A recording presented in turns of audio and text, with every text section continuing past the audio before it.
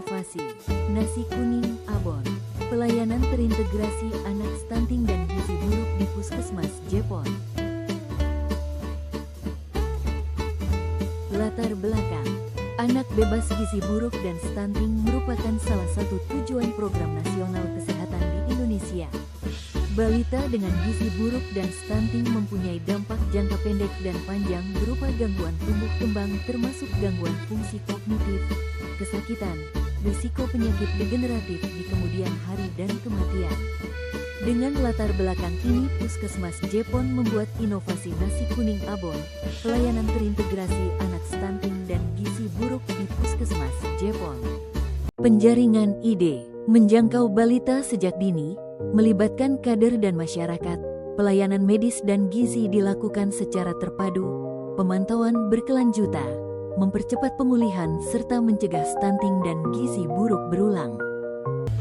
Pemilihan ide. Inovasi membawa pembaruan signifikan dengan mengintegrasikan seluruh proses pelayanan di Puskesmas Jepon. Upaya penanganan gizi buruk dilakukan dengan melibatkan lintas program dan lintas sektor terkait upaya pencegahan terjadinya gizi buruk, dilakukan pemantauan pertumbuhan dan perkembangan balita secara rutin di masyarakat. Apabila saat dilakukan pemantauan pertumbuhan ditemukan adanya indikasi gagal tumbuh, maka balita segera dirujuk ke pelayanan kesehatan untuk dilakukan konfirmasi status gizi dan intervensi lebih lanjut.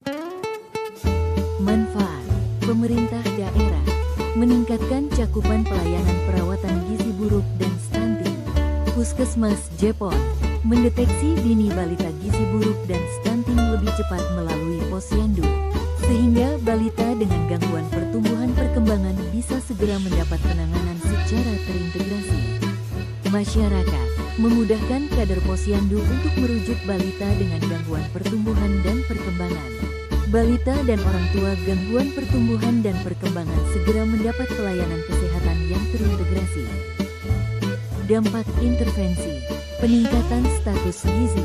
Balita stunting dan gizi buruk yang dirawat akan tumbuh dan berkembang secara optimal sehingga status gizi akan menjadi baik. Penurunan angka stunting. Dengan pelayanan kesehatan yang memadai termasuk edukasi gizi, pemberian makanan bergizi dan pemeriksaan rutin, risiko stunting pada balita dapat dikurangi.